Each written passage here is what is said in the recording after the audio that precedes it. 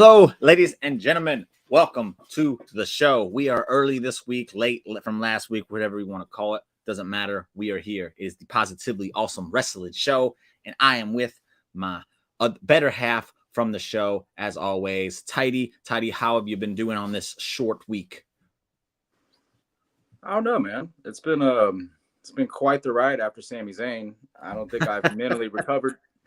Ain't fair. I mean, I need to check in to a psych ward or something. But I've been surviving, man. There's little hopes of wrestling that I like so far. I will say thank you for that, Sam, because I haven't been listening. I have a hard time just listening to not Sam every week just because of time. I usually check in on the ones that like speak to me, or if I'm on a long trip, I save them for long trips and we listen to them like in back to back to back. And but that clip you shared today, it made me feel better about myself because he's basically saying what we've been saying, and I'm like, okay, we're not crazy. Not crazy. So that was good. Thank you for that. Get the comments out. Good evening, gentlemen. David. Good evening, David. You're one happy wrestling fan right here. I know you are. You got Impact, you got Ring of Honor, and then best of all, you got myself and Tidey to watch tonight. You got a hell of a wrestling show tonight. Looking good. No, babe. No. It is you are the one that is looking good. And anybody that's watching and in the chat, go ahead and just shoot over a happy birthday to my girl. It is her birthday tomorrow. Oh, happy birthday. Which is why we're not doing it on Sunday, because we have a thing on Sunday. We're going to a concert. So she says hello, Tidey. Says hello, Amanda. Okay.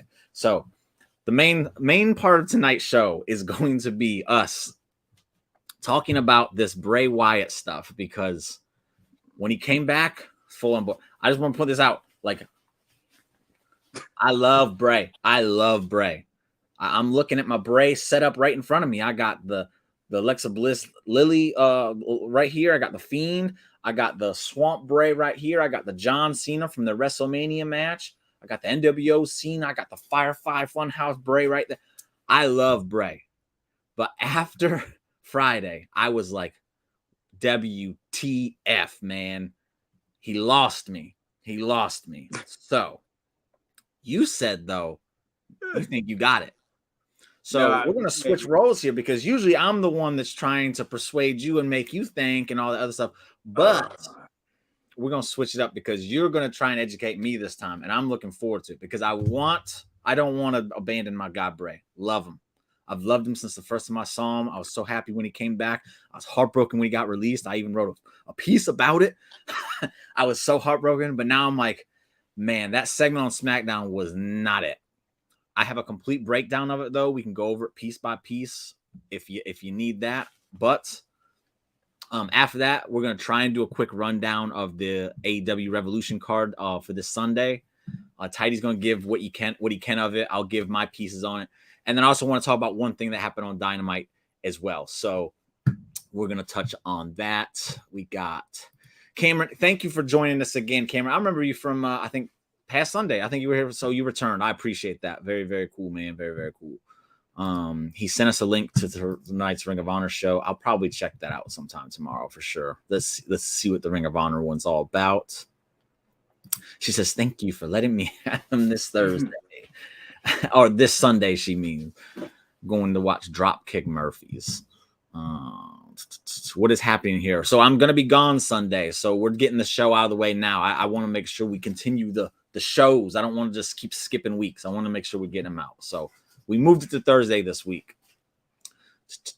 I can't do it tomorrow because it's Amanda's birthday. I can't do it Saturday because I'm going to a dance. And then Sunday, I'm going to a concert. So Thursday makes the most sense.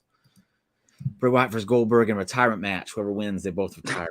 Man, Bray don't need to retire, man. He don't need to retire. So with that said, we're gonna do the Bray stuff. We're gonna knock, because that's what the show's about. The show's about the Bray. So we're gonna tackle the Bray. I'm gonna give you the floor first, and then when we get to SmackDown, I'll go ahead and we can do a breakdown of that whole, I don't even know, a segment, promo, video. I don't even know what it was, because it was so jumbled and combobulated and all that other fun stuff. We're gonna break it down once you get your piece out of the way, and then we can move forward. Because again, I love him. I officially have. A lot of times I don't know what he's doing, but at least I have kind of a rough idea. I don't know what the heck he was doing on SmackDown. So I hope you can help me. Okay. Besides SmackDown and Raw, one thing I like about Bray is Roman, WrestleMania, Cody, Sammy, Bloodline. It's kind of predictable. Everything is predictable. Charlotte Flair, Rhea Ripley. You can say, they're going to build it last minute, but somehow either outcome, you can see what way it would go down. Yeah. Shayna Baszler, Ronda Rousey.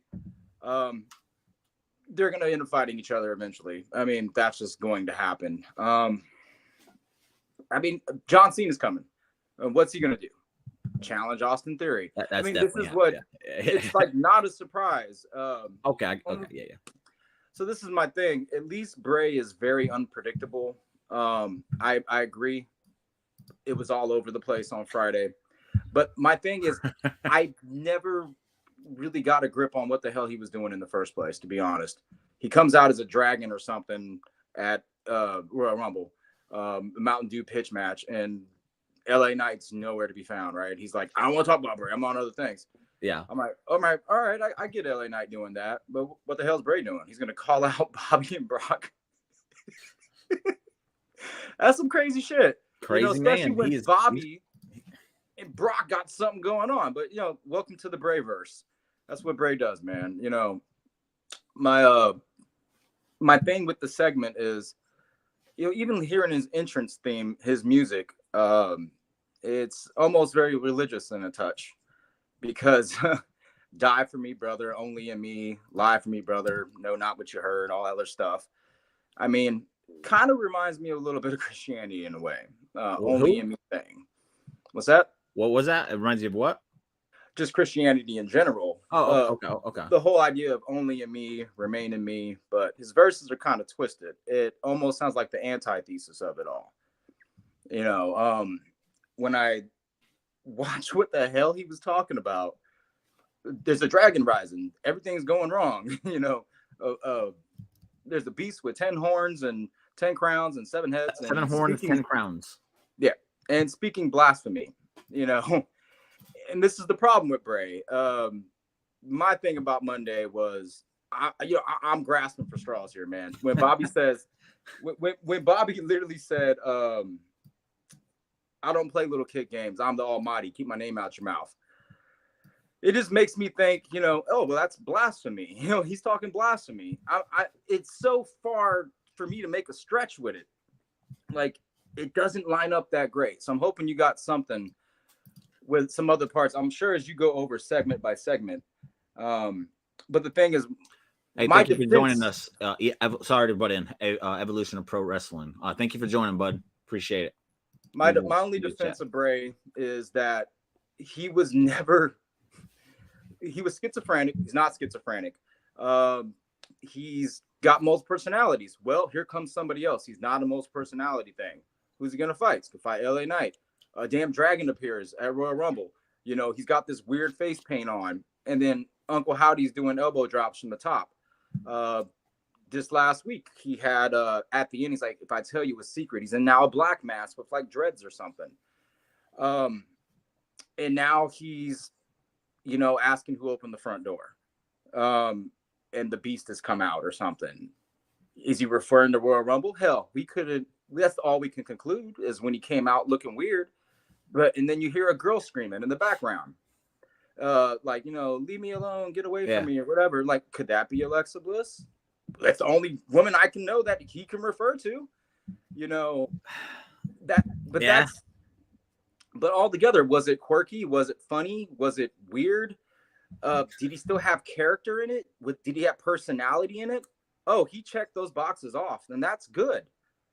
I'm trying to figure out why everybody is, kind of more upset and like flipping on Bray when I feel like he never established anything concrete kind of ever. I think the problem is that he keeps, because this is the problem. This is what officially set me off. And let me get these comments out of the way first, and then we'll go.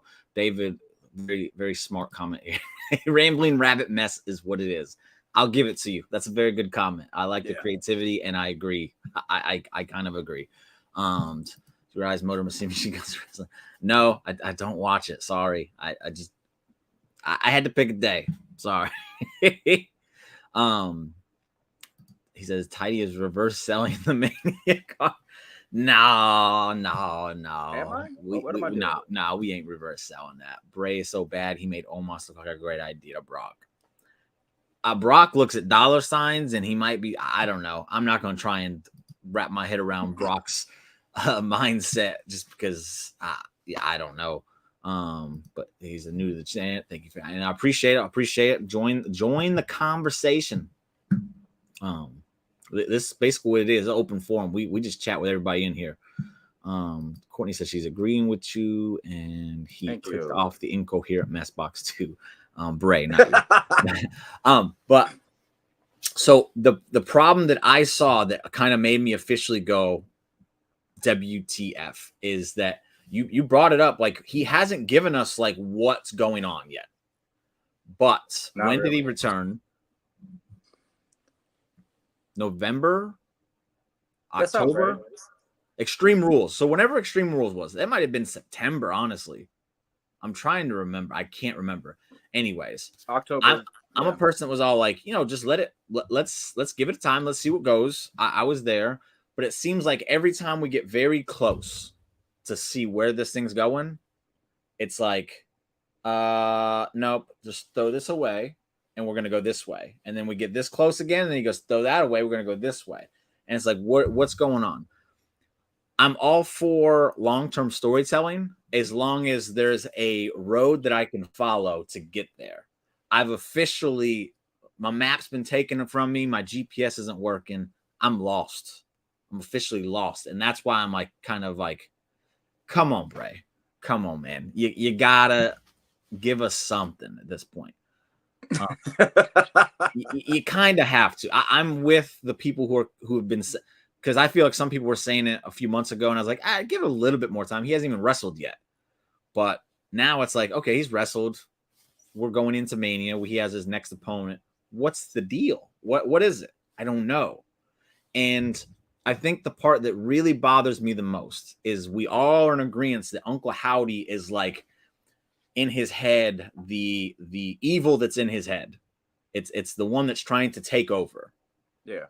And he kept fighting that. That was like for the first 4 months, he's like fighting Uncle Howdy. Like, I'm not going to do that. That is not what I'm here. I am not this. I'm not going to do that. Uncle Howdy shows up, hits him with his sister Abigail, and now all of a sudden him and Uncle Howdy are buddies. That was it? You tell me that's it. This masterful storyteller, which I will give him. I do think he's a creative genius to an extent. I think sometimes he's too creative. This being one of those times, because it's like you were leading us in this direction of like Uncle Howdy being this thing that you want to escape from and go a different route. And then just like that, you were able to fall back into it. And now it's like, I don't know if I'm supposed to cheer you. I don't know if I'm supposed to boo you. I don't even know what the fuck you're doing most of the time. It's case in point, SmackDown. I literally had no point. I went back and rewatched it to get this breakdown. I guess we're about to go through this breakdown to see if we can come up with something. I did catch some things from it that I thought were kind of interesting, but I feel like you touched on a little bit of them somewhat. So it's like, we're about to find out. We're about to find out for sure. So there you go. That's August. Oh my God. Sure about that. Because SummerSlam was in July. So yeah, August. I like to thank the bloodline for keeping me sane during all this. Yeah. There, I had a story August, to follow. September, October, November, December, January, February. We are 6 months into this thing. He's had one match, which again, I'm not that big, like I'm not that mad about, but I am mad. It's like, where are we going with it? We got to have somewhat of a clue at this point, and we just don't. That's my beef with it. The thing on SmackDown was like, for anybody who watches The Office, when Gabe had his little whole Halloween artsy film and it was just scene after scene of just, what the fuck are we watching? That's what that shit reminded me of on SmackDown. I'm like, what is this? Oh man, that was crazy.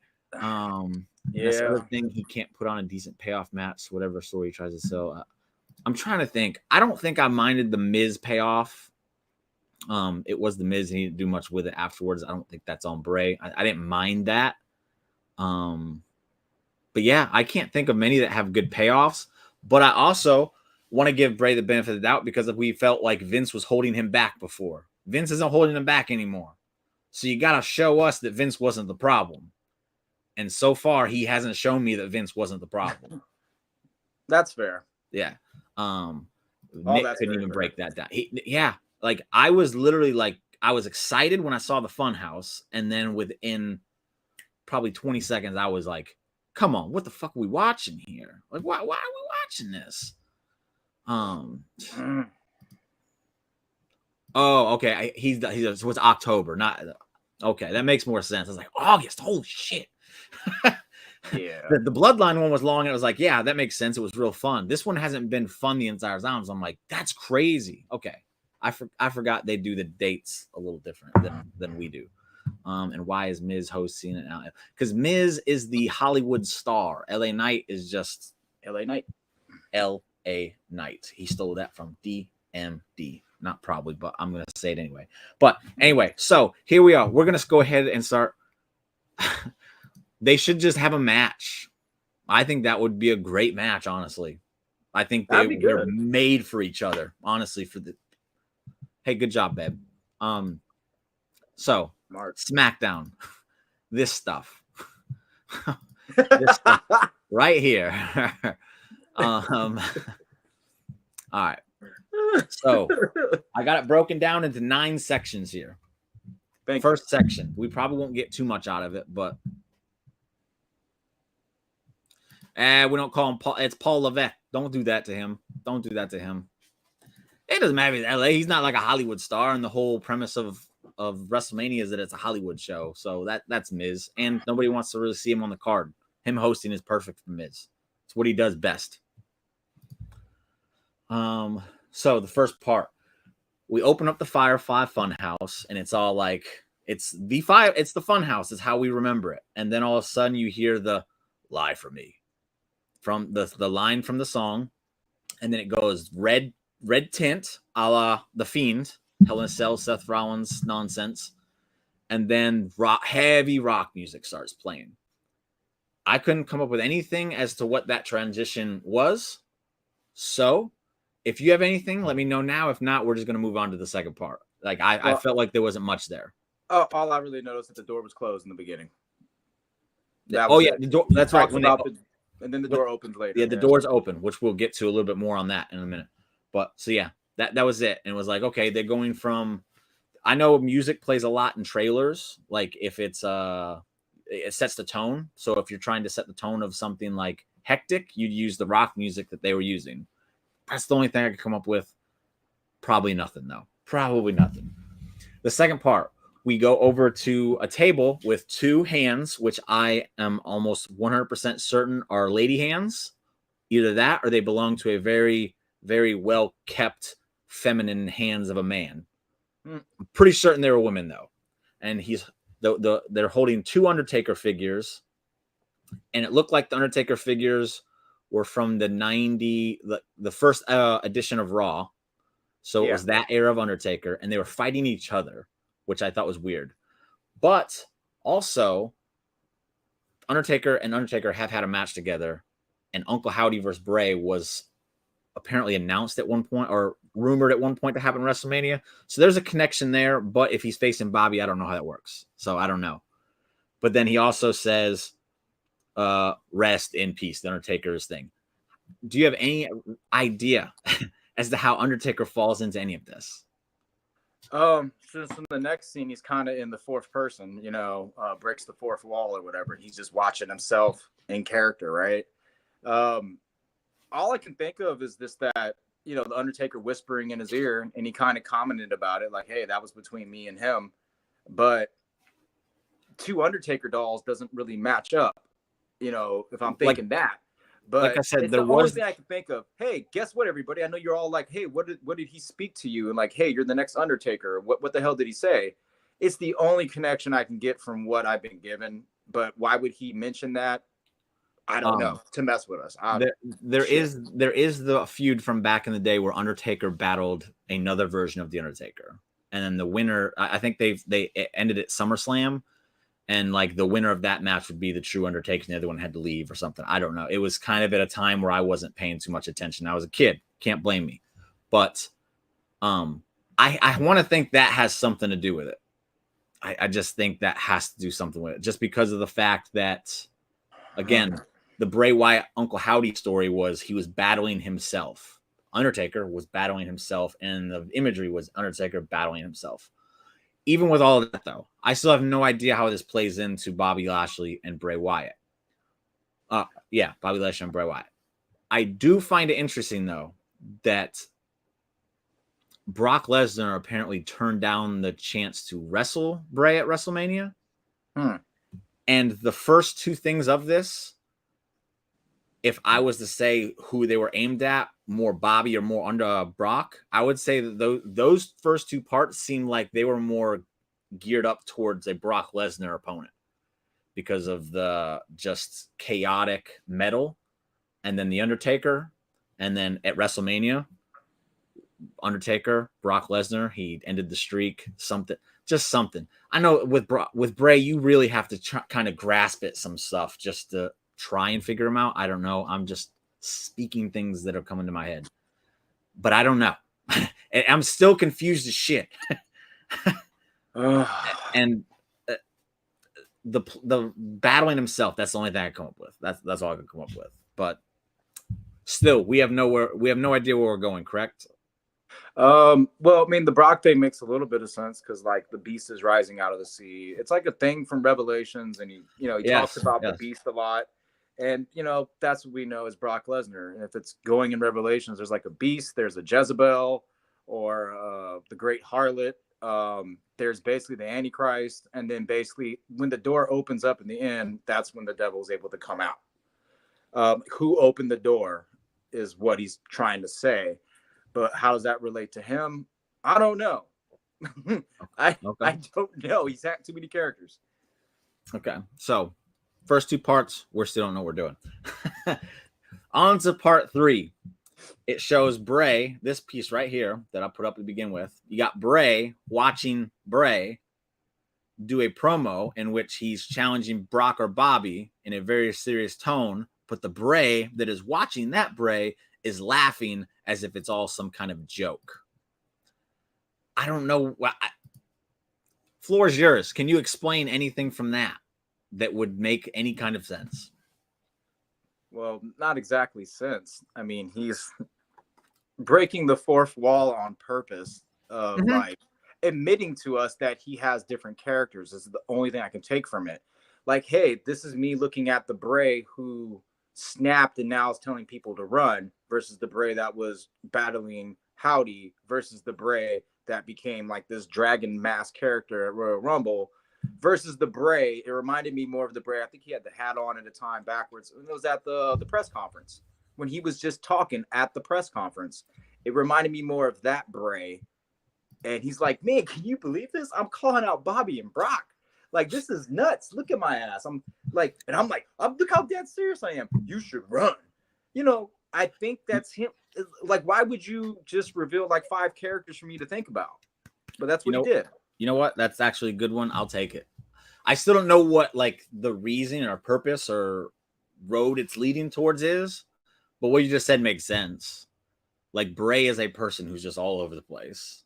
And if he has these different personalities that kind of go from here to here to here, and he's watching another version of himself, and it's the goofy version laughing at the serious version, he's like, look at this guy, he's a crazy guy. I can buy that. I can actually buy that. Interrupt real quick. Take it for all the spooky stuff, still kept it fairly simple, which is why it was so effective. And when he didn't keep it simple, it's when it sucked the most. Kiss, keep it simple, stupid, should be posted in every creative office. So that's 2 office references we've got on this show so far. If we can get a third one, I am one happy man. Let's make it happen. We're not going to force it though. But yeah, I like what you just said. I think that makes sense. It's the whole hat backwards at the press conference. He was doing the same thing. So he's at least referring, this is me in reality, looking at my characters. Like, this is silly. Okay, just to make it clear too, I didn't wear the crown tonight, and I wore this hat specifically for it, just to really emphasize. I fucking love Bray, people. I swear to it. I just want it to work. I don't want to I don't want to have to try and defend it. That's my thing. I don't want to have to defend it. And at this point, I feel like I am having to try and defend it. So that's why we're here today. For the fourth part, we go into the Bobby promo, in which he says, I'm not here to play games. I'm not here to do this. You get in my way, I'm going to put you down. And then as that promo is happening, we're getting funhouse sound effects. You're getting the oh, boing, you're getting the so that's more of the what you were kind of talking about with the Bray that was watching Bray, who was very like silly and like, oh, this is fun. He's still kind of poking fun at the idea. I was able to just piece that by what you said, so thank you for that. But if you have anything else, feel free. The floor is yours. Get it done. Well, back then it would be more of Muppets, like little characters that he would probably mock somebody, whether it was Vince McMahon, like you're fired. But instead of doing that, he chose to do a live feed and then add the sound effects of just Bobby in the ring. But he makes Bobby look stupid. like, hey, I'm gonna mess you up. Oh, poor Bobby. You know, I mean, and that was just a different way of him doing it. You know, I think seeing it again helped me kind of focus on this part in general, because in Bobby's promo, he's saying like, I'm not here to play games. And that's exactly what Bray Wyatt does, is play games. And this is just one of the games that he's playing. So upon second viewing, it did kind of help. Now that I'm thinking more about it, it has helped a little bit. But yeah, it was more of him just poking fun, like you just said. So yeah, that, again, what you're saying, that makes sense. I'll buy it. I'll take it. I still want to know where it's leading. Yeah. I think we're about to get into like the meat and bones of this stuff. So hopefully we'll be able to figure something out with it. So next up, we go from that to the Funhouse News segment, in which he's with Rambling Rabbit, which is the alter ego of his that is supposed, I guess it's the insecurity of his insecurity. I got this from Sam Roberts, so thank you, not Sam. You are the fucking man. Where he was talking about the characters and they represent insecurities. Rambling Rabbit represents the fact that Bray just rambles sometimes.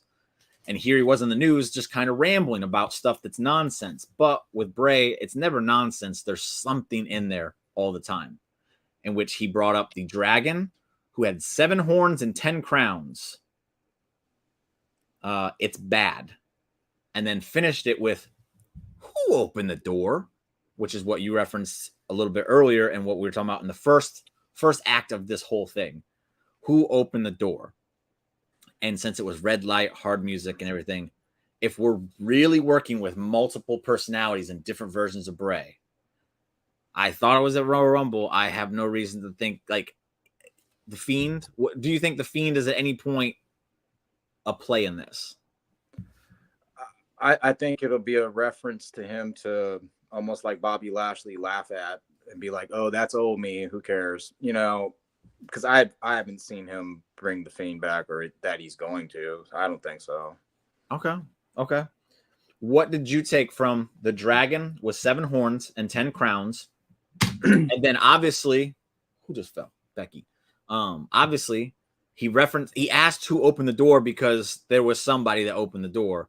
Who do you think opened the door then, if it wasn't the Fiend? Oh, that part. Shit. Man, I was hoping he was meaning Alexa Bliss.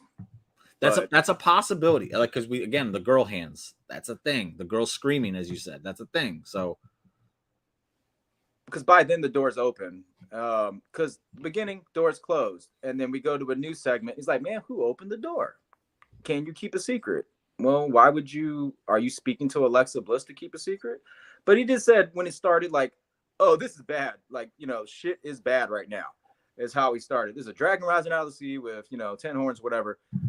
Speaking blasphemy. And he's referring straight to Revelations, because if you were to read it, it's like, oh, shit. Things are going horrible for humanity right now. So I don't know, again, what does that refer to him as a wrestler? It's the beast, the great red dragon. I just looked it up. Yeah. I'll be right back in a second. I have something. Hold on. You good. So I'm just going to read this little insert that I got about it. We got in Revelation, the first beast rises out of the sea and is given authority and powered by the dragon. I don't know where the 7 heads and 10 crowns come from. Let's see. Mark of the Beast, third beast. Man, this is too much. I don't even know. I can't even comment on it. All right, I'm back. He's back. Maybe he got some. I don't know. What you got? Yeah, that's Revelations is a trip. I used to read that when I was younger, and it's such a damn long story, and it's very confusing. It gets. What's that? Quick question: was it 10 horns or 10 crowns? I know there was a lot of horns and there was crowns, and some things didn't match up. I'm saying with what Bray said, because I thought he said crowns, but I'm reading this, and this says the beast with 7 heads and 10 horns. So, and there's more into it that I'll get into later that I caught with some imagery that I really think Revelations is where he's pulling this stuff from. Yeah. Oh no, that's from Revelations. Okay. But the 10 crowns was like 10 horns, and it was supposed to represent like 10 different nations going to war. Or something like that. Yeah, it was placed upon an empire or something. I was just kind of skimming it. It's too much for me to read on this show. So if you want to just go Google dragon, 7 heads, 10 crowns, 10 horns, whatever one you prefer, you're going to get some information right there. Let's get some comments out of the way before we go on to the next parts.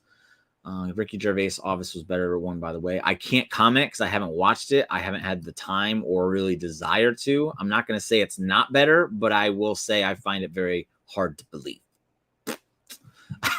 That's what I'll say with that. He says he's still in love with the Muppets since he was 7. Maybe if Bray did an animal type character with drums and joint. You know what? Take out the animal type character and make Bray as like the banjo playing guy with Elias and boobs. You got an acoustic guitar, you got an electric guitar, and you got a banjo. I bet Bray would still make it work somehow, some way. We'd still be invested. So I'm not even against that idea. I think it'd be funny. Kind of like the one-man band stuff that Drew, Heath, and Ginger used to do. I think he could still return. I think it would be a nice pop for people. They would love to see it. I know I would. I'd mark out so hard.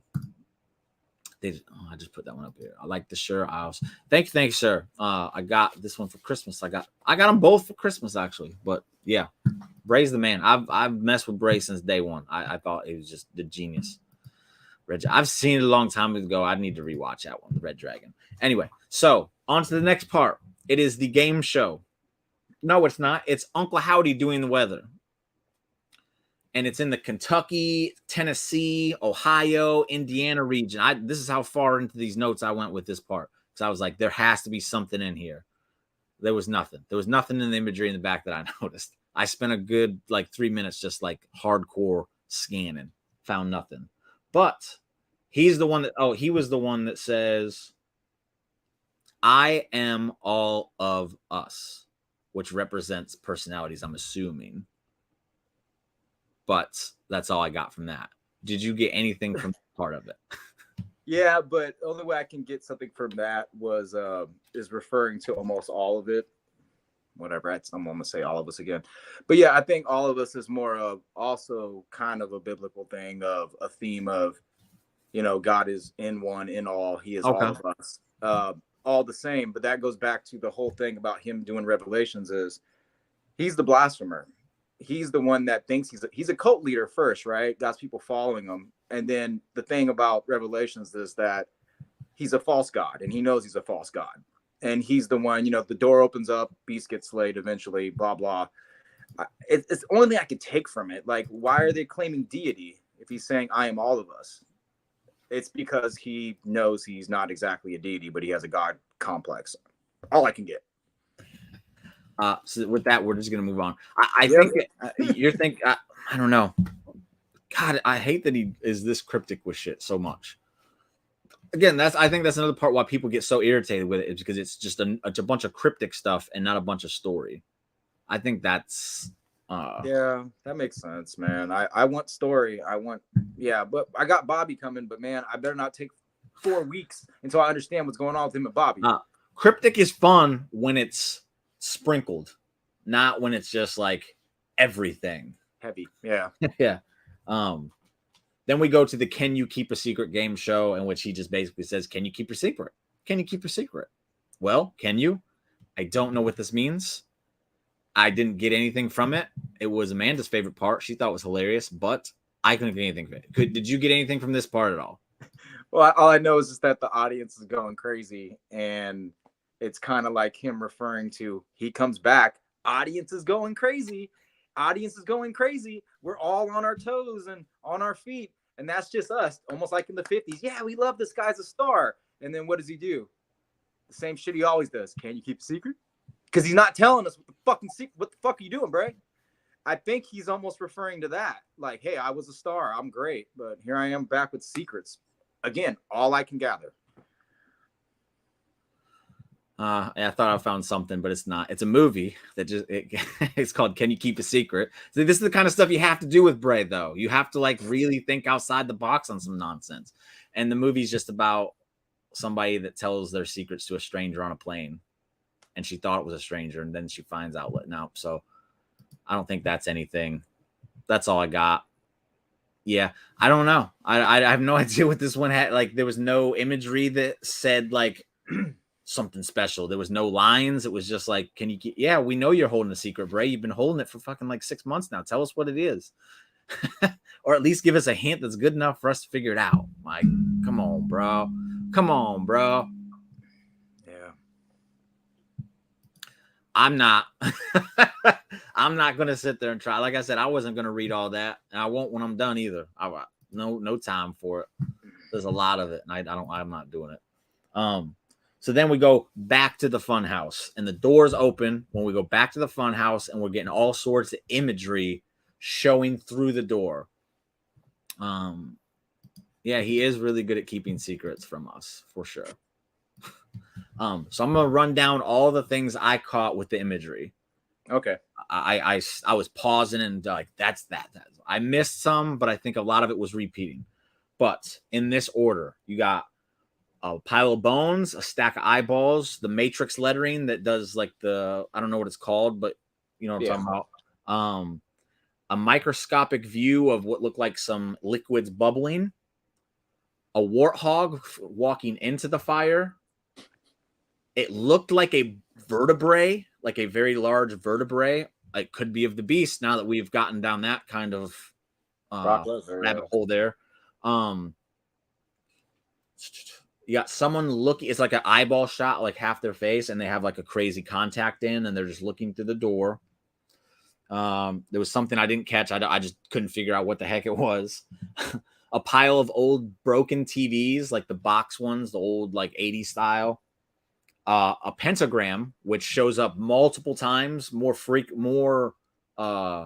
predominantly as the scene goes.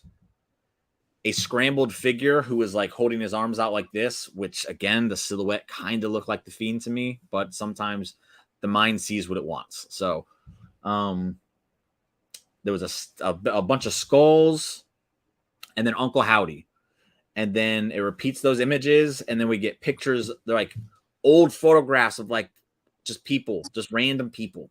Like they took this picture from the 1920s and just put it there of some guy standing there with a bow tie. It was weird. I couldn't figure out what that was either.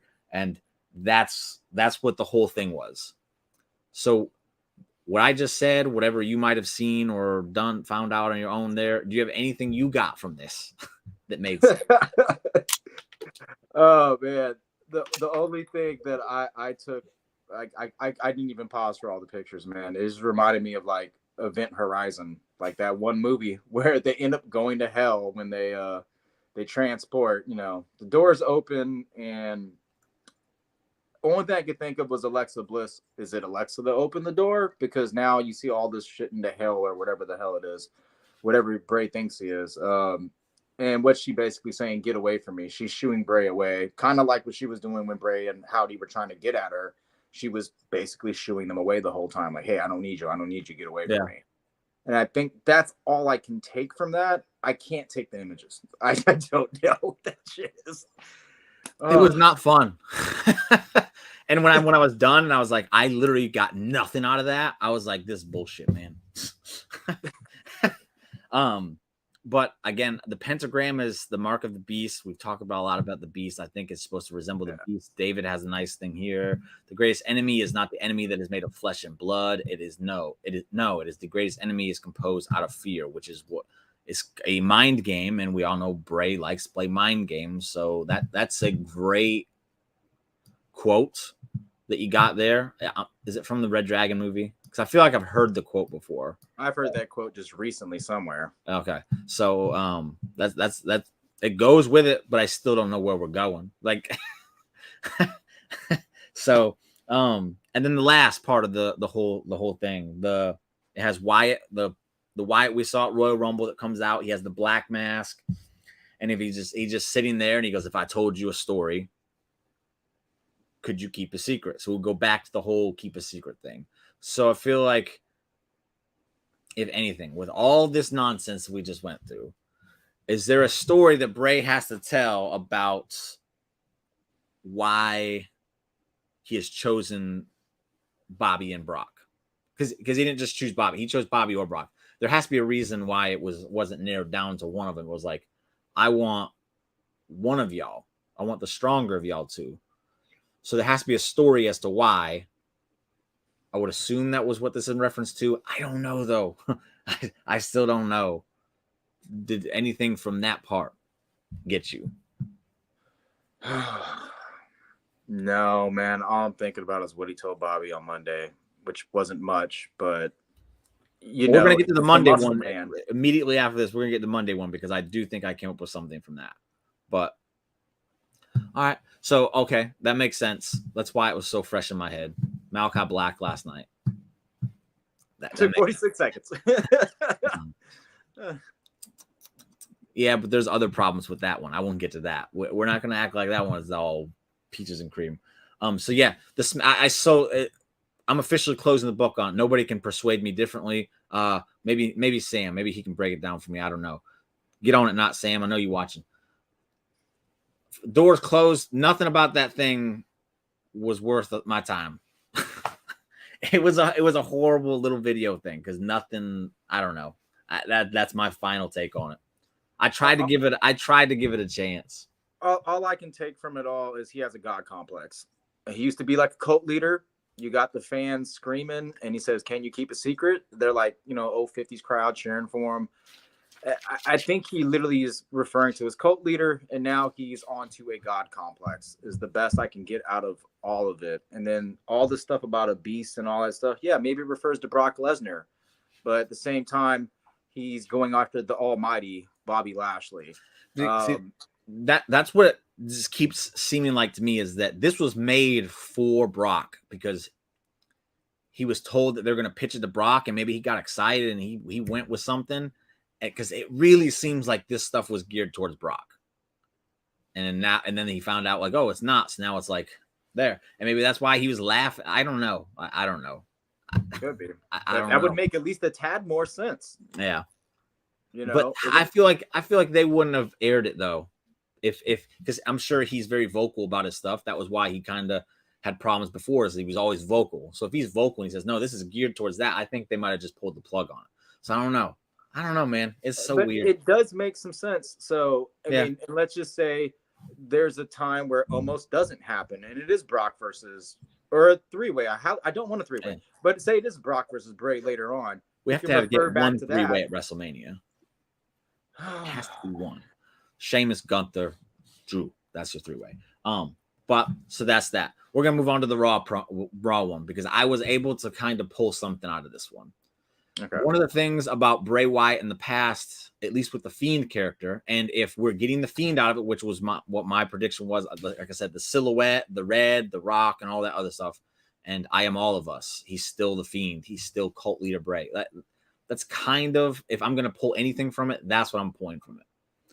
And anyone who wrestled the Fiend always changed after the fact. Yeah. Okay. I'm going back to No, I'm gonna break down the thing, then I'll go back to the other thing. So we got the Muscle Man dance, and if you ain't down with the Muscle Man dance, there's something wrong with you. It's awesome. It's funny. It's just funny. And if I'm laughing, I'm having a good time, and it's fun. So yeah, I enjoy it. And at first, I didn't pay any attention to it. I was just happy to be like Muscle Man dance, and then Bobby's in there just going like it's funny to me. So the only puppet that was here with this one was Husky or Huskus, which is the piggy, which is kind of tied somewhat to obese people. Sorry, I'm not gonna like that. Let's just face facts here, everybody. Let's be all adults here. And he says, and then he's during the middle of it, he stops and he goes, no, the lyrics. Sorry, I'm getting ahead of myself. The lyrics, listen to my voice. You don't really have a choice. Pull up your pants and do the Muscle Man dance. Then it stops singing. We get serious Bray, and he says, erase your mind. And then we get the Bray from the promo, which is, you should run. Now, what's important here is that it has to be the Fiend, because if it's not the Fiend, it doesn't make sense. Hey, no problem, Cameron. Thank you for joining us, man. I really appreciate it. I'll see you next time, man. Sheamus going to the center of a redo. Sheamus from yeah. And then Husky Harris. Husky. I don't think it's Husky Harris that's tied to this. I think the Husky stuff is Bobby, because Bray again changes people. That's always been the Fiend's thing, is that he changes people after he beats them. Miz changed, Seth changed, Daniel Bryan changed. They all changed. So Bobby Lashley was on Not Sam a few months ago when she was doing an interview, and he was talking about an idea that he pitched to Vince and it got turned down. And I'm really just pulling something out of left field here, but I'm fine with it because it does make a little bit of sense to me. But Bobby wanted to do this character where he said that he would just gain a lot of weight. He'd get out of shape and gain, and he would just go on this downward spiral, and it would just completely ruin him. And then the payoff would be him coming back, getting himself back to where he was, back into shape and all that, and redeeming that part, that horrible time in his life. That was his idea that he had come up with. So if I'm just going to take a guess out of left field, it's wild, it's crazy. I do think there's a little bit of like, at least it makes sense. So yeah, it's Fiend at WrestleMania that shows up to take on Bobby Lashley. The Fiend wins. He changes Bobby Lashley into this depressive Bobby Lashley who goes down, and it again changes him into this sad person who eats away his feelings and just hits rock bottom. And then Bobby Lashley gets come back. That has nothing to do with Bray. That's what I think that was kind of touching ties to. But then again, that's probably just a really crazy theory I pulled out of left. Like I'll say it again, left field. But I don't know. Does that sound like anything that at least could be tied together? Well, it does. I mean, it is tieable if that's something he pitched to Vince and got denied. I mean, there's the Huskus thing, but that pig. I mean, I know Not Sam said that, the characters of them all, like that was his insecurity of him being overweight and being big himself. Muscle Man dance. I was just taking that as he's done something before, and who's the biggest muscle guy you got? The Almighty himself. Yeah. But I go back to the John Cena one, the first Firefly Funhouse match, or the only one we've had, honestly. But a lot of that was playing on the insecurities of John Cena. Yeah. So if that's what the Muscle Man dance is supposed to kind of be like the reason for it, I guess like the I don't know the word for it, but if the Muscle Man dance is supposed to represent like your own insecurities, like he has his with the puppets, but that again, that's what it was for John Cena when they were doing the Muscle Man dance. They were playing as insecure. You didn't turn heel. You could have been so much bigger if you would have turned heel and bet into it. And I don't remember all the other stuff, but there was a lot they played into. And this would be Bobby Lashley's, because we look at him, we know he's all about fitness. We know he's all about not playing games. We know he's all about taking care of business. Well, if he gets changed and he's no longer about that fitness, he doesn't take shit seriously, and then he's just a shell of himself. I feel like that would probably be Bobby's insecurities. And if he's going to tell a story, hey, I know what Bobby's insecurities are, and this is what they are. That's a story. So I don't know. I'm just trying to make sense of something. So I would have talked about what Bobby said in the ring. before he showed up, Bobby's like, for dominating Brock, I won the match. I want more. But what do I get? I get Bray playing kid games. Whose secret is it? Who's knocking on the door? I don't play little kid games. I'm the almighty. Keep my name out your mouth. It relates at least with Brock and Bobby stories that, like, I beat him almost like 4 times at this point. I technically I won because he had to kick out and cheat, so disqualified. I win the match. And what do I get for all this shit? I don't get to fight Brock. I was supposed to fight Brock. And that's what we all thought going to WrestleMania, that if you're going to cheat again, then there's no conclusion. But all of a sudden, Bray, and he's referring to that. Now Bray's calling us out, but of course Brock is somewhere else with Omos now for a paycheck for all we know. And yeah, go ahead. Maybe. Sorry to cut you off, but you can finish. I'm sorry. I'll get to my part. Go ahead. Sorry.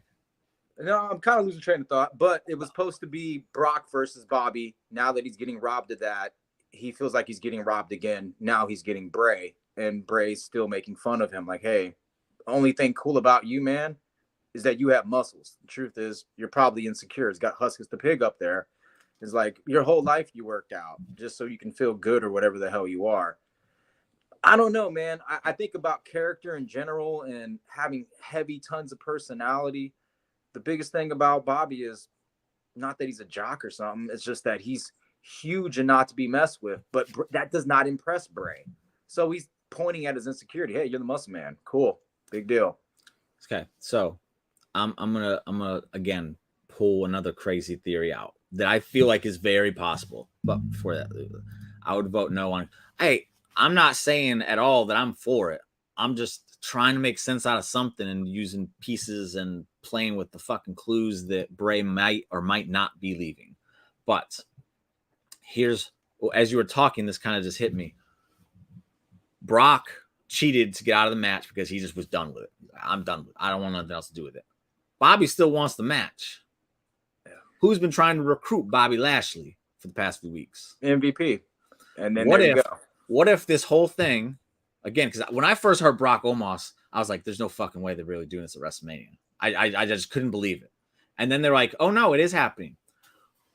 I think it's very interesting that Omos was not there on Monday when he signed the contract. That's true. Or when he agreed to the match. Did he sign a contract? I can't remember. No, that was just them shaking hands on it. Okay. What if they're doing a bait and switch here in which MVP is just making Brock think he's going to be taking on Omos, only for once he signs the contract, MVP to reveal, nope, this was for Bobby Lashley. And that's how he gets back on the good graces of Bobby Lashley. We get back to Hurt Business. We don't get Brock and Omos. We get Brock and Bobby, which hasn't impressed us yet. But you know what?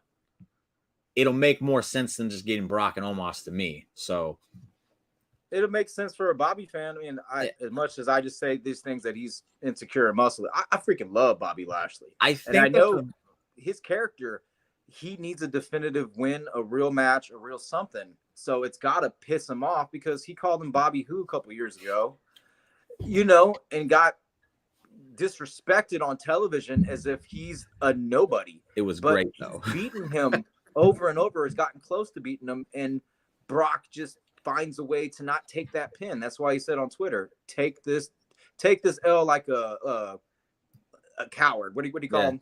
Take this L like a man, you coward. So it makes sense. So if MVP can get him the match back, Bobby would be fucking ecstatic because he wants to whoop his ass and he's pissed off he has to deal with Bray. Yeah. And I think it adds a dimension to Brock's character because he would be pissed, but it also shows that he's kind of a little bit scared. I think that would be an interesting way of kind of tackling it and make it again. It kind of gives you that feeling of like, okay, Bobby got his match. Now I want to see Bobby win the match. And maybe that makes us a little bit more excited to see him win when he goes up against Brock. I don't know. I don't think that's a terrible idea at all. It actually makes a lot of sense now that I'm thinking about it. Makes way more sense. But but then what would Bray be doing? Bray's like, oh, I just masterminded this shit by breaking the fourth wall and being crazy. And the truth is he just wants to get back at Brock. I don't know. maybe he does want to get. Well, that would make a little sense. If he does want to get back at Brock, he's gonna force his hand up. But still, this is where does Bray fit in with that at the end? Bray's just like, what the heck are they even like? I don't know. Maybe Uncle Howdy, like maybe that comes into play because again, the rumor was Bray versus Uncle Howdy. Maybe Uncle Howdy's like, you're gonna let them walk over you like that? You're gonna let them just leave you? And then that, I don't know. Maybe that's the story. That's maybe for Bray to figure out because he loves doing it. So let him just do it. Maybe that's the secret. Maybe that's him keeping a secret. You know, but book a match so bad, Omos and Brock make Bobby and Brock 4 seem like a good idea. And again, match quality based on what we've seen, I'm not saying it's a good idea, but for story reason, it's a good idea because the last time Brock was literally like, I'll take a DQ loss and just be done with this shit. And Bobby's like, no, that's not how we finish rivalries. We got to do it the right way. We get creative in a way in which we get there. I think that's a really great way of getting there. And yeah, I would give it at least a B, honestly, as far as like how they got there. The match, I have no faith in, but maybe they surprise me. But yeah, so that's that. I'll ask you this quick question, then we're going to do quick AEW Revolutions, and we're done. All right. Since you didn't watch Dynamite last night, I'm going to show you a picture. I'm going to give you 5 seconds to look at it. I'm going to take it away, and I want you to tell me if you notice anything about it. If anything bothers you about it. How about that? All right? Okay. 1, 2, 3, 4, 5. Did anything bother you about that picture? What the hell was hanging up there? So that's what you saw. Okay. So it's a brass ring, and it's kind of like a jab at Vince McMahon because he was always telling people you got to grab that proverbial brass ring. So they do that as kind of like a joke. But that's all you saw that was like, what the fuck are they doing? Yeah, I saw people holding up a ladder or some refs or something, but that doesn't bother you. I just want to know what the hell that thing was he was trying to grab. Okay, that's good because people are mad that those referees are holding the ladder, and it's ridiculous. Okay. And just to give you the setup on it, it's a spoiler. I don't know if you're gonna watch Dynamite, but it's a little bit of a spoiler or not. I just showed you who won. Someone was climbing the ladder. I don't remember who it was, but he charged the ladder and tackled it like with a shoulder block. And when he did, he completely just destroyed the ladder. So he had to set the ladder up, but then he has to climb it. And he's like, yo, that's kind of dangerous. So he points at the ref, says, get over here and hold this ladder. God damn it. And this is the part that people keep forgetting to leave out of their like complaints here is that he looked at the ref. I've never seen him do this. He made the ref do it, and he did it in a way that was like in character. Like he was bullying that ref. Get your ass over here and hold this. And the ref's like, yes, sir. And he's climbing. And I'm talking that ladder was like this warped. It was horrible. They got one ref, then another one came in, then a third one. And I think it was 4 at the end because he's a big boy. And then he had to stand on the very, very, very top rung, which is very, very, very dangerous for anyone who doesn't know, and try and unhook something that was too tall for him to begin with. And it was like, but everyone's like, this is just ridiculous that those referees are being seen holding that ladder for him. And I just wanted to take from someone who doesn't hate on shit to see what it really was. That doesn't bother me. It actually sounds kind of funny.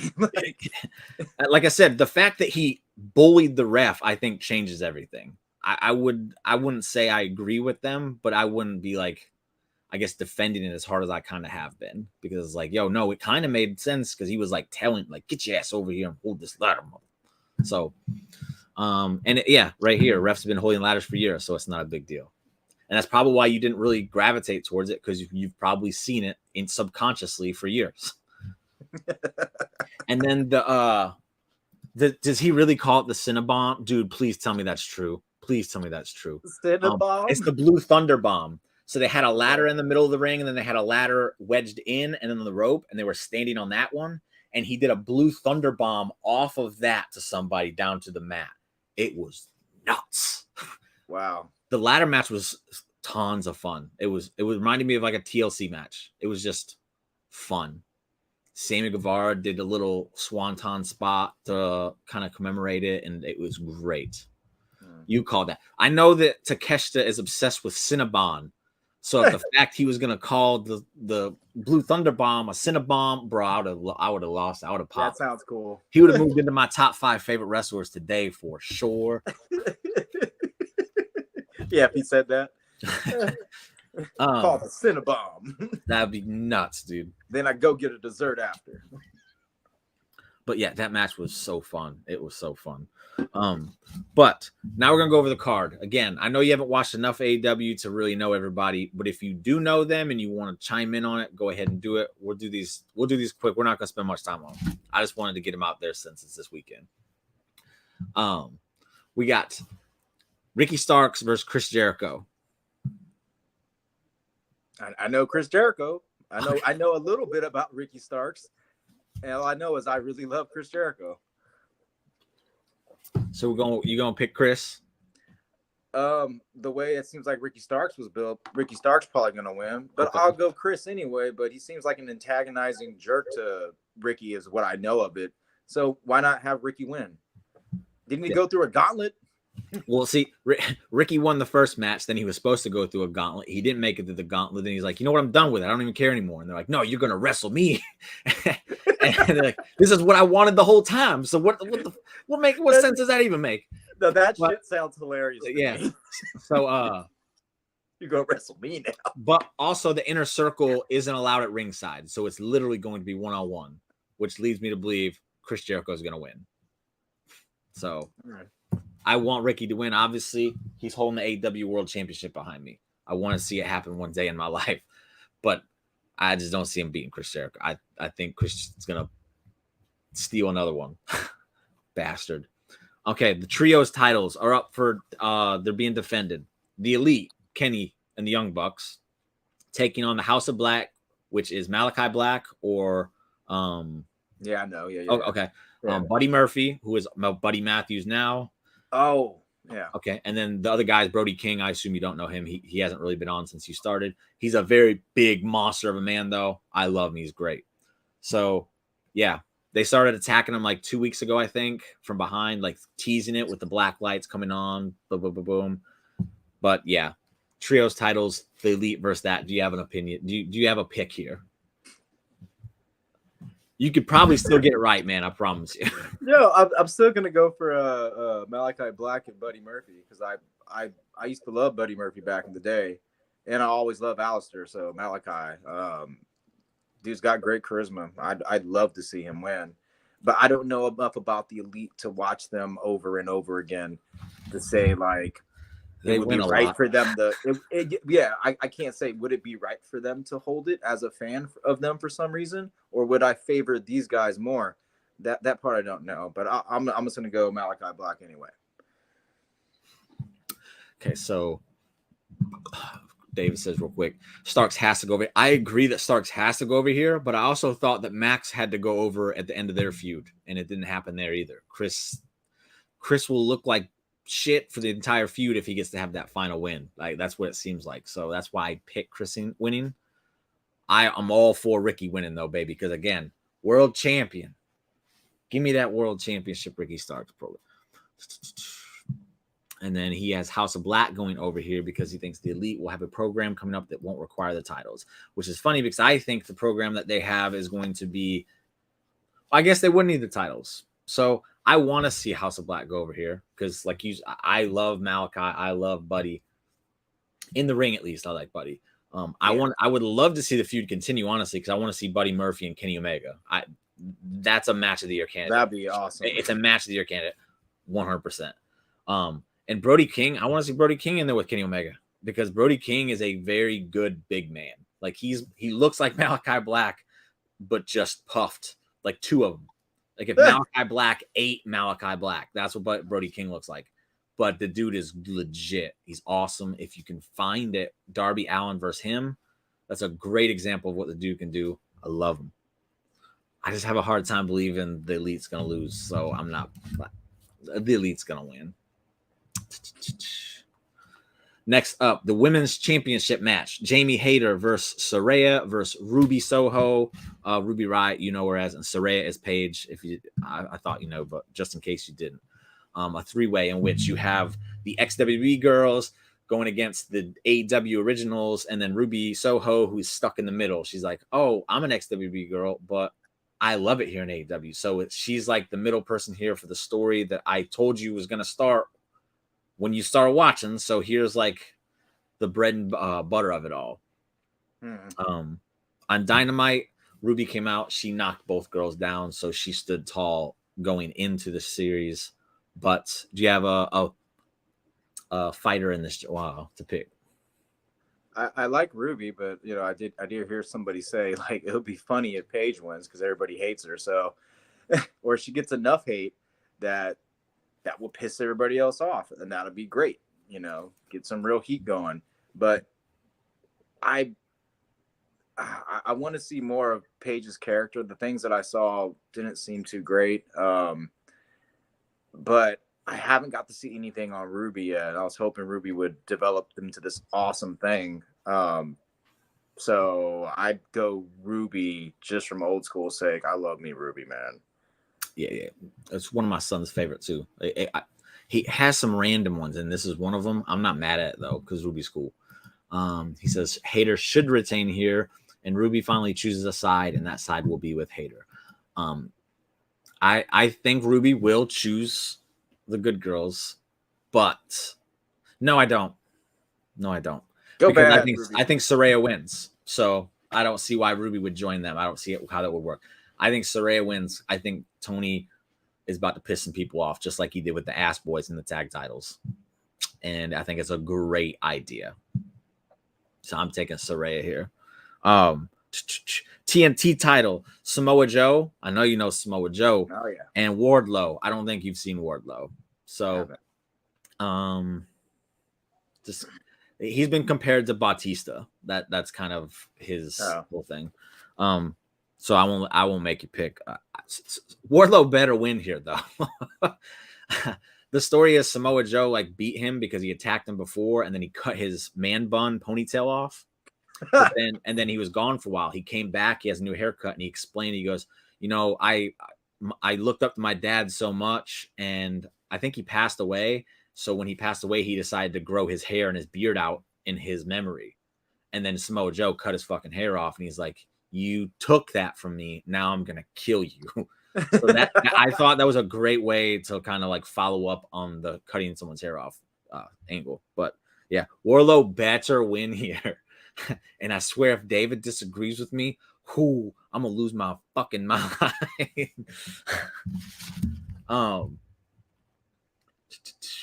The tag titles match, in which it'll be the Ass Boys, the Gun Club, Billy Gunn's kids, versus the Acclaimed, versus Jeff Jarrett and Jay Lethal, versus Danhausen and Orange Cassidy. Danhausen, all the way. Yes. Give me a huge character, man. Give me a huge personality. So, best friends, they were supposed to be in the battle royal. They got taken out on Friday by Jay Lethal and Jeff Jarrett with lead pipes. And then on Wednesday, they were like, we still can't go. So they're in a group with Danhausen and Orange Cassidy. So Danhausen's like, we'll do it. And Orange Cassidy he already had a match. He's just like, no. And Danhausen's like, we'll win. And then Orange Cassidy's like, whatever. So then they go in the battle royal and they win it. And damn it, I legit popped off my couch. I was like, yes, this is what I'm talking about, because I don't think Danhausen has won a single match on TV since he got hired. And he got to come and save the day and eliminate both dudes at the end to win it. With that said, he ain't winning. I want him to, because I think him and Orange Cassidy as a tag team would be the funniest shit on AEW. But that would be entertaining week by week, seeing him defend or not defend, or how to get out of a match, or just get them into trouble. That shit's great. Instead of knocking him in the back of the line, and then maybe not. Man, give me a cool ass character. I love it. I watch his YouTube videos. Yeah. So the Ass Boys literally just won the titles. They haven't defended them. They haven't wrestled since they won them. I would find it absolutely crazy to think they're going to lose here. I think it's just another way to just kind of piss people off, because they're like, yo, they shouldn't have won those titles. So they surely aren't going to defend them. And then they defend them against 3 other teams. And they're like, are you kidding me? We really hate these kids because they do. People really hate these kids. And I think it's great. So I think they have to win here. I think they do. Piss people off, Tony. I love it, man. It's about time. Wardlow goes over. Yes, and he starts to feud with Hobbs because, yes, he won the Sonic the Hedgehog ring. That's what some people call it. Yeah. Samoa Joe versus Mark. Yeah, that'll be tight too over on Ring of Honor. Texas Death Match. Jon Moxley or Dean Ambrose against Hangman Page, the Cowboy. I saw some of the video package I think he did of that one. And I love Moxley in that. That was awesome. Moxley's solid, man. That dude reminds me of Rocky. He cut a killer promo on Dynamite. This match is just going to be this is a great blood feud. And it started off kind of just out of nowhere. And it turned into this great, again, I would legit believe they hate each other. That's how great of a job they've done.